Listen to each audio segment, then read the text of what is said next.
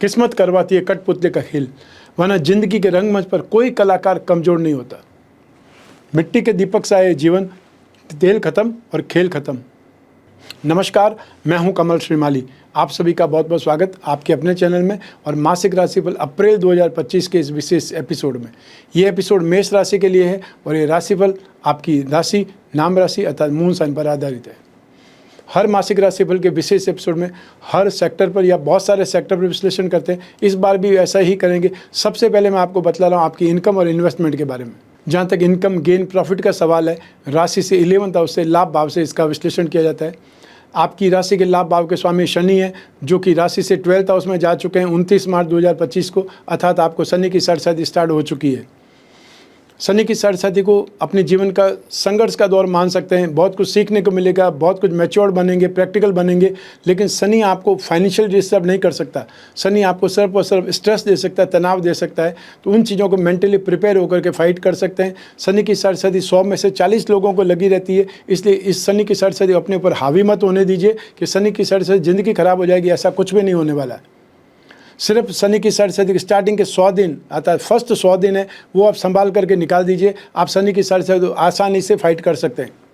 अप्रैल 2025 में आपको एक्सपेंसेस ज़्यादा करने पड़ेंगे, आपके कामकाज में व्यवधान आ सकते हैं। तो ऐसी स्थिति में आपको थोड़ा सा होशियारी से, या ये बोल सकते हैं कि आपको हाथ पैर ज़्यादा मारने पड़ेंगे, आपको एफर्ट ज़्यादा करना पड़ेगा। उसके बाद में आपको संतुष्टि मिलेगी।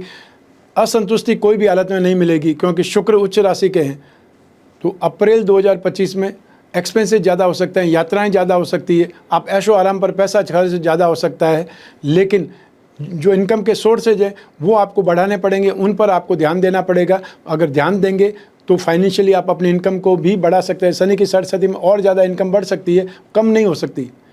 जहाँ तक आपका लेवल है वहाँ पर अपने आप को मैनेज करने के लिए आपको फाइट करनी है। तो आप में से वे लोग जो इंफ्रास्ट्रक्चर में हैं, उन लोगों को सावधानी जरूर रखनी पड़ेगी, चाहे वो जॉब कर रहे हैं, चाहे वो बिजनेस में है, चाहे प्रोफेशनल्स हैं, क्योंकि आपकी राशि का अधिपति मंगल है जो नीच राशि में है और 6 जून 2025 तक नीच राशि में ही रहेंगे।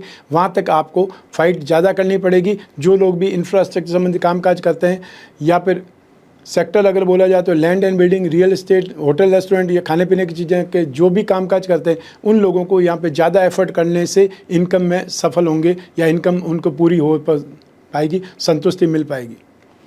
आप में से वे लोग जो कोई भी टेक्निकल सेवाओं में, सर्विस प्रोवाइडिंग सेक्टर में है, उन लोगों को यहाँ पर थोड़ा एफर्ट ज़्यादा करना पड़ेगा, संघर्ष करना पड़ेगा, हाथ पैर ज़्यादा मारने पड़ेंगे, तो आपको सक्सेस मिल सकती है। और इस समय अपनी इनकम को बढ़ाने के लिए जो भी सोर्सेज तलाश कर सकते हैं वो तलाश करना आरंभ कर देना चाहिए, ताकि आप एक से ज़्यादा कामों में इन्वॉल्व हों, अपने आप को बिजी भी रखें और साथ ही साथ आपको इनकम भी उतनी हो ताकि आप अपना कामकाज चला सकें।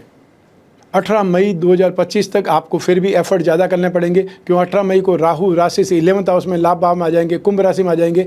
वहाँ से आपको बुद्धि बल से, वहाँ से आपको आइडिया से, वहाँ से आपको प्लानिंग सक्सेसफुल होने से बहुत ज़्यादा सुख मिलेगा, या ये बोल सकते हैं आप अपने दिमाग के बलबूते अपने कामकाज को अंजाम दे पाएंगे, ज़्यादा कमाई कर पाएंगे।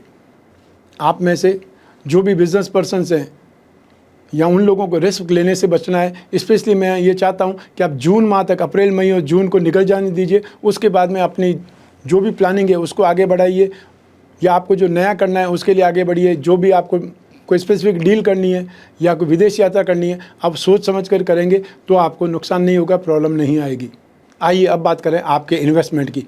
राशि से 2nd हाउस से इन्वेस्टमेंट पर विश्लेषण किया जाता है। 2nd हाउस के स्वामी है शुक्र, जो कि उच्च राशि के हैं, और 2nd हाउस में बृहस्पति विराजमान है। आपकी राशि से 2nd हाउस, आपकी राशि से 5th house, 7th house, 9th house और 11th हाउस में जब जब भी बृहस्पति होंगे उसका शुभ प्रभाव मिलेगा, अर्थात इन स्थानों में बृहस्पति स्थित होकर के शुभ प्रभाव देते हैं। तो ऐसी स्थिति में इन्वेस्टमेंट में आपकी स्थितियाँ बहुत अच्छी है। और शनि की तीसरी दृष्टि भी अपनी मित्र राशि पर।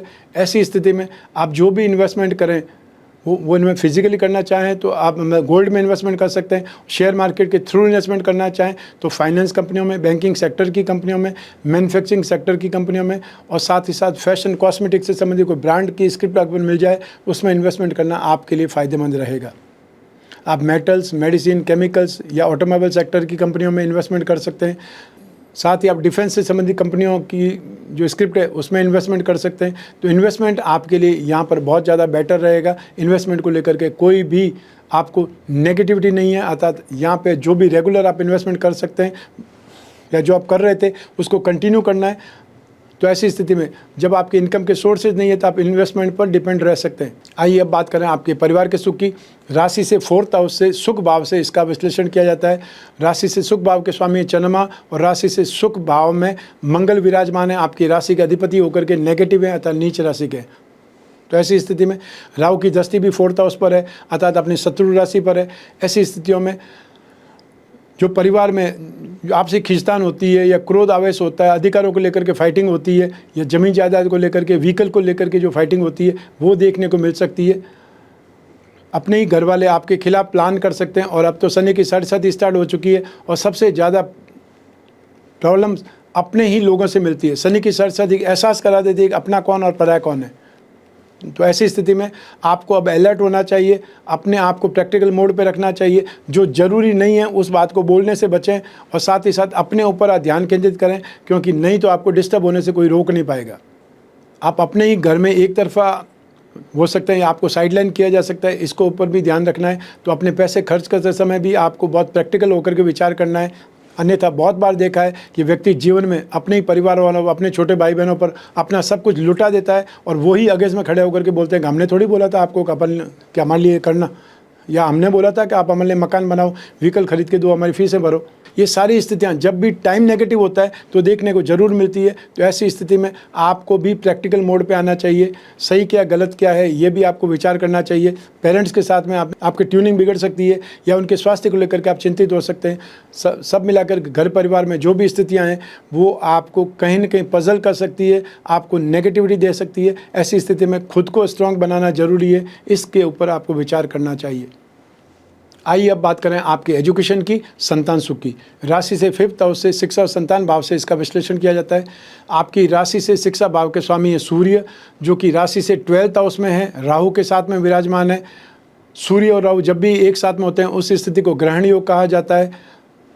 तो यहाँ पर आपको अपने एजुकेशन में कोई न कोई ढंग से डिस्टर्बेंसेज रहेंगे, ऑब्स्टेकल्स आएंगे, और जिनके एग्ज़ाम है वो छोटी छोटी चीज़ों से झुंझला सकते हैं, परेशान हो सकते हैं, अपसेट हो सकते हैं। और उनको अपने आप को कंट्रोल करने के लिए सूर्य को अर्घ्य देना चाहिए या फिर हर रविवार को गेहूं गुड़ का कोई इनको दान करना चाहिए।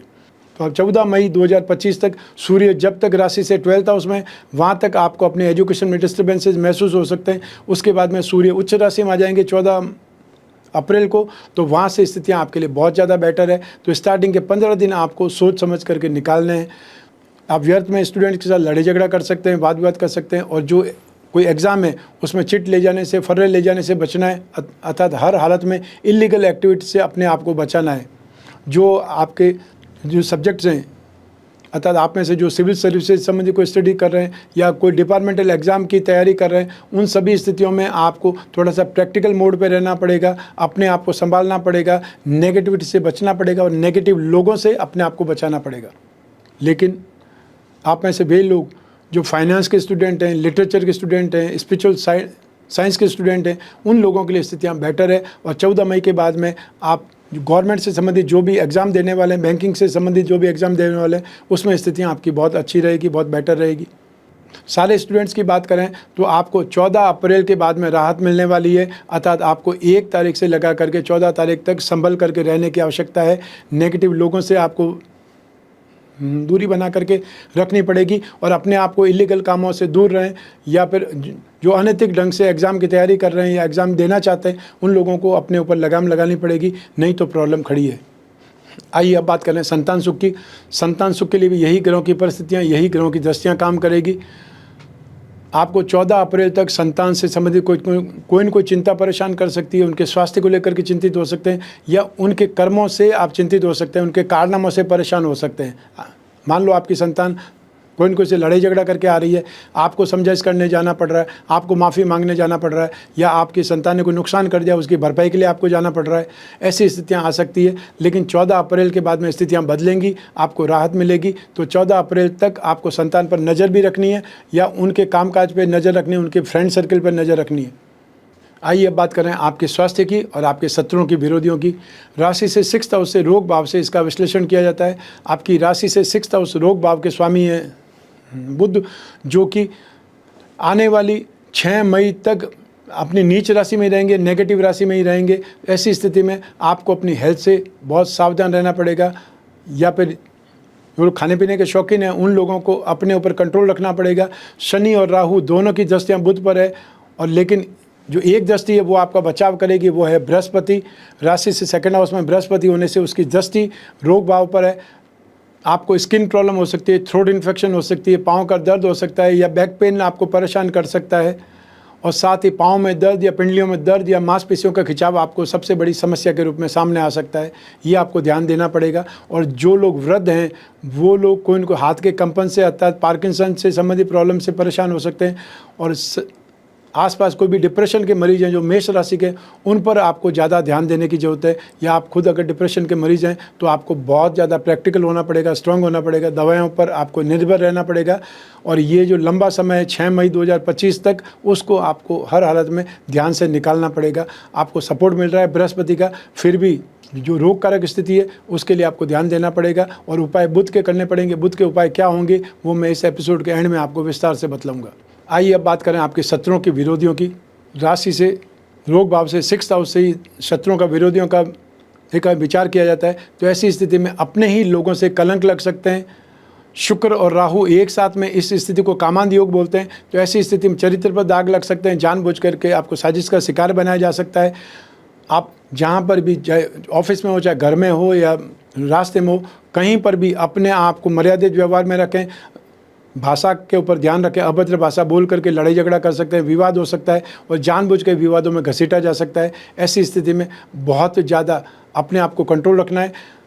अनजान लोगों से अनजान जगह पे मुलाकात मत कीजिए, और जो लोग कोई न कोई चीज़ों में लिप्त है उन लोगों को भी सलाह है, अगर कोई रिलेशनशिप में, उसमें भी आपको अपने ऊपर ध्यान रखना है या अपने ऊपर कंट्रोल रखना है, अन्यथा बदनामी तक बात पहुँच सकती है या जानबूझ करके पहुँचाई जा सकती है।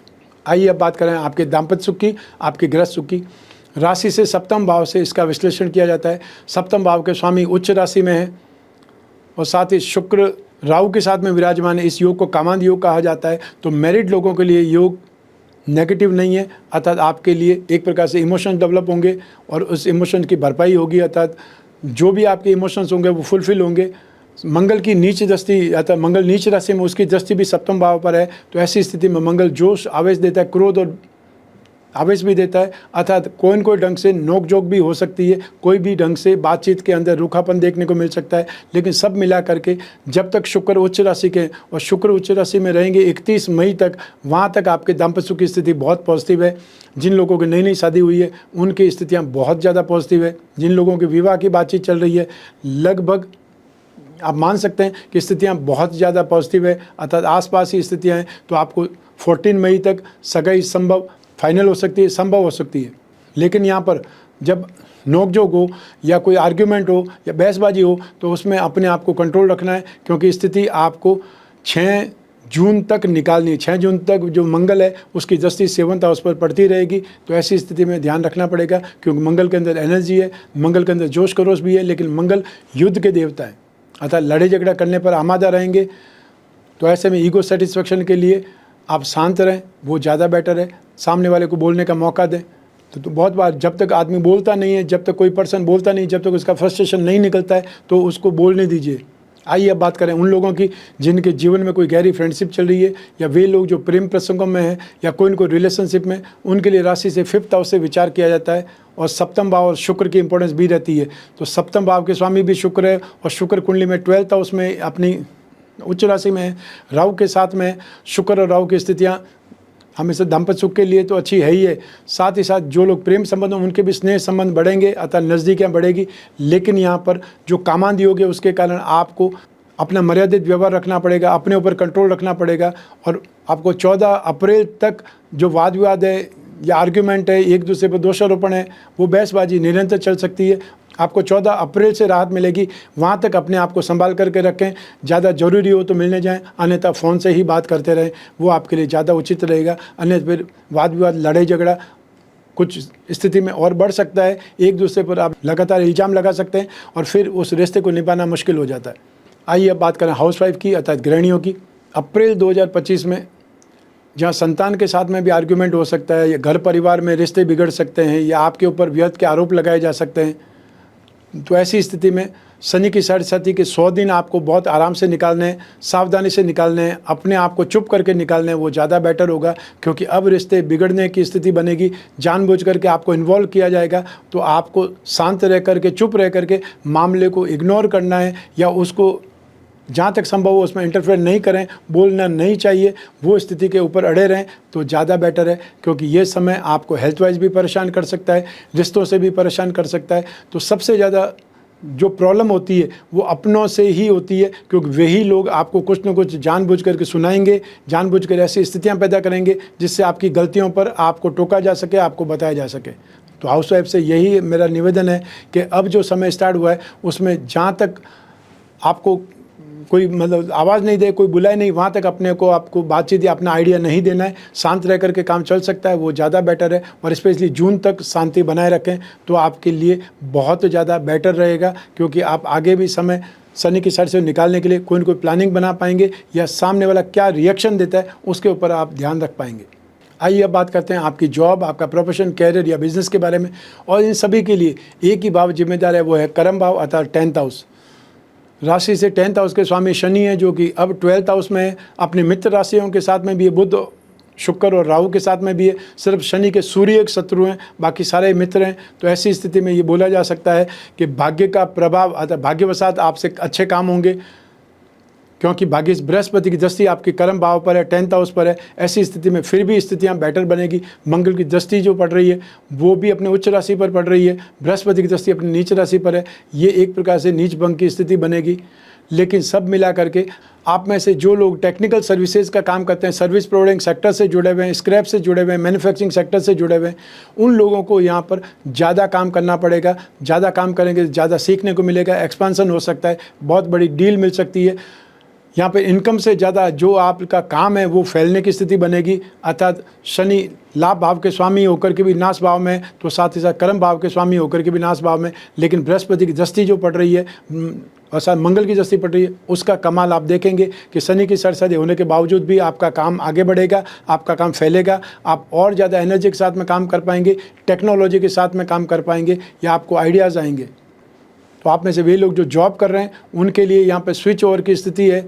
आप चाहें तो स्विच ओवर करना चाहते हैं, लेकिन सोच समझ कर करें। और यदि आवश्यक नहीं है, ज़रूरी नहीं है, तो जून तक अपने आप को जहाँ पर हैं वहीं पर आप स्टेबल करें। क्योंकि इस समय अगर आप कोई जॉब चेंज करते हैं तो जॉब चेंज करने पर हो सकता है 14 मई के बाद स्थिति बदल जाए। जब बृहस्पति बदलेंगे तो फिर आप ना इधर के रहेंगे ना उधर के रहेंगे। तो ऐसी स्थिति में 7.5 के स्टार्टिंग के 100 दिन है, वो थोड़ा सा ध्यान से सोच समझ कर निकाल दीजिए। उसके बाद में स्थितियाँ आपके पक्ष में है या नहीं है, ये आपको आइडिया होगा। हर महीने के राशिफल में मैं आपको आइडिया देता रहता हूँ। जो लोग प्रोफेशनल्स हैं, यहाँ पर फाइनेंस प्रोफेशनल्स की बात बोल सकते हैं, चार्टर्ड अकाउंटेंट की बात बोल सकते हैं, स्टॉक मार्केट के एक्सपर्ट की बात बोल सकते हैं, इंजीनियर बोल सकते हैं, इंफ्रास्ट्रक्चर के लोगों के बारे में बात कर सकते हैं। उन लोगों के हिसाब से यहाँ पर स्थितियाँ बहुत ज़्यादा बेटर है। यहाँ पर आप बहुत कुछ सीखने को मिलेगा, आगे बढ़ने के मौके मिलेंगे, या फिर ये बोल सकते हैं बहुत बड़े बड़े लोगों से मेल मुलाकात हो सकती है, उनके सर्कल में आप एंटर हो सकते हैं। तो आप भी बहुत बड़ी रो में बहुत बड़े जो काम के, बहुत बड़े कॉन्ट्रैक्ट के हकदार बन सकते हैं। तो सब मिला करके यहाँ पर स्थितियाँ आपके फेवर में भी है।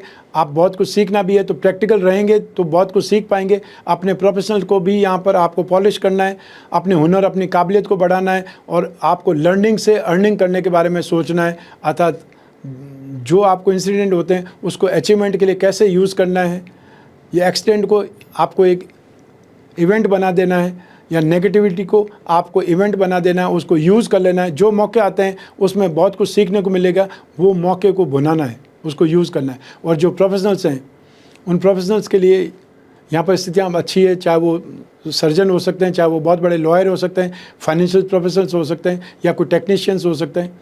और जो बिजनेसमैन हैं उनके लिए स्थितियाँ यहाँ पर बहुत बेटर है। यहाँ पर आप शानदार काम कर सकते हैं, यहाँ पर बहुत बड़ा अपने आप को बना सकते हैं, एक्सपेंशन के बारे में सोच सकते हैं। जो आपकी फ्रेंचाइजी है, जो आपका काम है, वो ब्रांचेज में बांट सकते हैं, अर्थात एक से ज़्यादा कामों में आप इन्वॉल्व हो सकते हैं। आइए अब बात करते हैं मासिक राशिफल अप्रैल 2025 के उपायों के बारे में। आपकी राशि के अधिपति मंगल है, वो नीच राशि के हैं। 6 जून 2025 तक आपको मंगल के उपाय करने से अपने खुद के स्वभाव में, अपने खुद की हेल्थ में, अपनी एनर्जी में आपको राहत मिलेगी और पारिवारिक रिश्तों में भी आपको स्टेबिलिटी मिलेगी, सपोर्ट मिलेगा। तो ऐसी स्थिति में नित्य प्रतिदिन आप हनुमान चालीसा या बजरंग बाण का पाठ करें। आप हर मंगलवार को लाल फलों का, लाल वस्तुओं का दान करें और अपने आसपास के हनुमान मंदिर है, भैरव का मंदिर है, वहाँ जा कर के आप सिंदूर का चोला चढ़ाएं और यहाँ पे शिव जी के ऊपर आप जलाभिषेक करते रहें।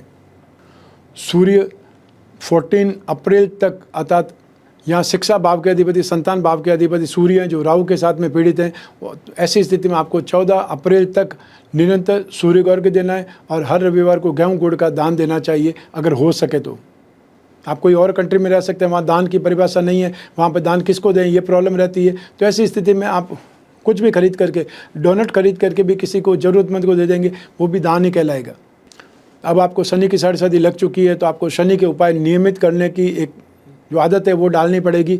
आप नित्य प्रतिदिन शनि मंत्र का जाप करें, हर शनिवार को काले रंग की वस्तुओं का दान दें, संभव हो तो काले रंग के कपड़े पहनने से बचें।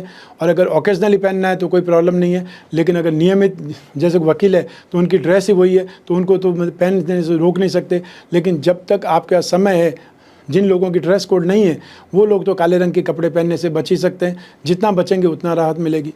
और अपने हाथों से कोई पीपल का पेड़ या वटवृक्ष का पेड़ लगाना चाहिए सार्वजनिक स्थानों पर, चाहे स्कूल के आसपास लगा सकते हैं, मंदिर के आसपास लगा सकते हैं। जो लोग गाँवों में हैं वो गांव की चौपाल के आसपास लगा सकते हैं। तो ये दोनों पेड़ आपको 24 घंटे ऑक्सीजन देते हैं। तो आप आने वाली पीढ़ी को क्या सौंप सकते हैं? वो आने वाली जो पीढ़ी है वो साफ़ हवा में सांस ले सके, उसके लिए तो आप कम से कम मेहनत कर सकते हैं। रुपए पैसे, ज़मीन जायदाद तो हर कोई छोड़ करके जाता है, आप क्या छोड़ करके जाएंगे ये आपको सोचना चाहिए। राहु राशि से 12th हाउस में है। राहु विदेश यात्राओं के लिए अच्छा है, एमएनसी के लिए अच्छा है, लेकिन राहु कन्फ्यूज़न भी देता है, अनस्टेबिलिटी देता है, वेवरिंग थॉट भी देता है। ऐसी स्थिति में राहु के उपाय के लिए राम रक्षा स्तोत्र का नित्य जाप करना चाहिए, पाठ करना चाहिए। और हर शनिवार को आपको संभव हो तो एक नारियल होता है जटा वाला, जो आपके घर में पूजा पाठ में यूज़ होता है, उसको अपने ऊपर से क्लॉकवाइज 11 बार घुमाना है। सुबह राहु काल में 9 से 10:30 के बीच में उसे जल में विसर्जित कर देना है। ये जो उपाय ये भी आपको काफ़ी ज़्यादा सांत्वना देगा, काफ़ी ज़्यादा राहत देगा, रिलैक्स करेगा राहु के दुष्प्रभावों से। रत्नों के बारे में मैं हमेशा बतलाता रहता हूँ, तो आपको यही कहूँगा कि अपनी राशि के जो रत्न है, फर्स्ट हाउस अर्थात अपना शरीर या आपका शरीर को सुख मिलता है उसके बारे में, सेकंड है अपना कैरियर या आपकी डे टू डे की इनकम, संतान सुख इसके लिए, और थर्ड है 9th हाउस भाग्य के लिए। तो आपको मूंगा, माणिक्य, पुखराज रत्न या उसका उपरत्न धारण करना आपके लिए शुभ रहेगा। जो ओरिजिनल रत्न धारण कर सकते हैं, सामर्थ्य है, उन लोगों के लिए दूसरी चीज़ है, लेकिन सभी लोगों को ओरिजिनल रत्न पर पैसे नहीं खर्च करने चाहिए। सबसे पहले आप उपरत्न को धारण करके उसका इम्पैक्ट देख लीजिए, उसके बाद में आप ओरिजिनल रत्न पर पैसे खर्च करें। आपकी जो भी समस्याएं उनके लिए हम कोई न कोई उपाय आपको बताते रहते हैं। फिर भी आप चाहें तो अपनी जन्म कुंडली से उपाय जानना चाहते हैं, स्क्रीन पर दिए हुए नंबर पर संपर्क करके आपको अपनी समस्याओं के बारे में जो उपाय उसकी जानकारी कर सकते हैं। और यदि कोई स्थिति गंभीर है तो वो लोग, हमारा स्टाफ ही हम तक वो स्लिप लाएगा, हम उस पर जो उपाय लिख करके देंगे और वो स्टाफ आपको वापस कन्वे करेगा। तो एक साथ में 3 रत्न पहनने को भाग्यवृद्धि रत्न लॉकेट कहा जाता है। और जो बिजनेस पर्सन्स हैं, अतः जो लोग अपनी राशि के लक्ष्मी योगों का, धन योगों का फ़ायदा उठाना चाहते हैं, उन लोगों को लक्ष्मी योग रत्न लॉकेट धारण करना चाहिए। यहाँ पर कुछ न कुछ उपाय करने का मतलब ये है कि जो समस्या है उसका, हर समस्या का कोई न कोई उपाय तो होगा। हर एक व्यक्ति की प्रॉब्लम का दूसरे के पास में समाधान होता है। तो ऐसी स्थिति में आपकी जो समस्या है उनका भी समाधान आप ढूंढ सकते हैं। समस्याओं से फाइट करते रहने में बुद्धिमत्ता नहीं है, समस्याओं से निकल जाने में आपकी बुद्धिमत्ता है, ताकि आगे बढ़ें। आगे बढ़ेंगे तो कुछ और नई समस्याओं से फाइट करेंगे। जब तक आगे ही नहीं बढ़ेंगे तो सीखने को क्या मिलेगा। आपको शनि की 6.5 लग चुकी है। शनि दोष निवारण जो कलश होता है उसका आप प्रयोग कर सकते हैं। आपको क्या धारण करना है, आपको क्या दान करना है, आपको क्या पहनना है, किसकी पूजा उपासना करनी है, ये सब एक कलश में आएगा। सब कुछ विस्तार विधि के साथ में आएगा, आपको सिर्फ उसका यूज़ करना है। तो ये था आपका मासिक राशिफल अप्रैल 2025। आपकी जन्म कुंडली में से एक चंद्रमा को आधार बना करके मैंने यह राशिफल आपको बतलाया है। आप चाहें तो अपनी जन्म कुंडली के संदर्भ में इस राशिफल को और सटीकता से जान सकते हैं, क्योंकि जन्म कुंडली आपकी अपनी है और आपकी अपनी डिटेल से ही बनती है। तो ऐसी स्थिति में जब जीवन में समस्याएं ज़्यादा हो, भविष्य में झांकना हो, कोई बहुत बड़ा डिसीजन लेना हो, तो अपनी कुंडली का विश्लेषण कराना चाहिए। समय समय पर कराना चाहिए, 1 वर्ष में 1 बार जरूर कराना चाहिए, ताकि आने वाला समय अगर पॉजिटिव है तो आपको पहले पता चलने से उत्साह के साथ में काम करेंगे, ज़्यादा काम करेंगे, थोड़ी बहुत रिस्क भी लेंगे तो उसका फ़ायदा भी मिलेगा। और यदि आने वाला समय नेगेटिव है तो सावधान रहेंगे, नुकसान से बचने के लिए एफर्ट करेंगे। जितना नुकसान बच जाएगा वो आपका गेन ही है। तो हर स्थिति में अपनी कुंडली विश्लेषण से आपको लाभ भी मिलने वाला है, नुकसान होने के तो कोई सवाल ही नहीं है। तो ऐसी स्थिति में जब भी आपको जिज्ञासा हो, कुंडली विश्लेषण की स्क्रीन पर दिए हुए नंबर पर संपर्क करना है। आपको टेलीफोनिक कंसल्टेंसी या वीडियो कॉन्फ्रेंसिंग के जरिए बात करने के लिए यहाँ पर आप अपॉइंटमेंट ले सकते हैं या व्हाट्सएप नंबर पर मैसेज डाल सकते हैं। आप में से वे लोग जो विदेशों में रह रहे हैं, हम उनके कन्वीनियंट टाइम पर आता भारत का और विदेशों का जो समय का डिफरेंस है, उसमें आपके बताए हुए समय अनुसार हम आपसे कॉन्टैक्ट करने का प्रयास करेंगे ताकि आप अपने कन्वीनियंट टाइम में उस समस्याओं का समाधान प्राप्त कर सकते हैं या जो डिस्कस करना चाहें वो डिस्कस कर सकते हैं। जो भी उपाय होंगे वो लिखित के रूप में आप तक व्हाट्सएप के माध्यम से, ईमेल के माध्यम से मिलेंगे। आप और मैं ही बात करेंगे, बीच में तीसरा कोई भी नहीं होगा। ऐसी स्थिति में आप अपनी सभी समस्याओं के बारे में, पर्सनल से पर्सनल प्रॉब्लम के बारे में भी डिस्कस कर सकते हैं, निसंकोच कर सकते हैं। मैं कामना करता हूं कि आप स्वस्थ रहें, प्रसन्न रहें और सुरक्षित रहें। अपना और अपने परिवार का बहुत बहुत ख्याल रखें। आप सभी को मेरा नमस्कार, बहुत बहुत शुभकामनाएं। ईश्वर आपकी रक्षा करें। धन्यवाद।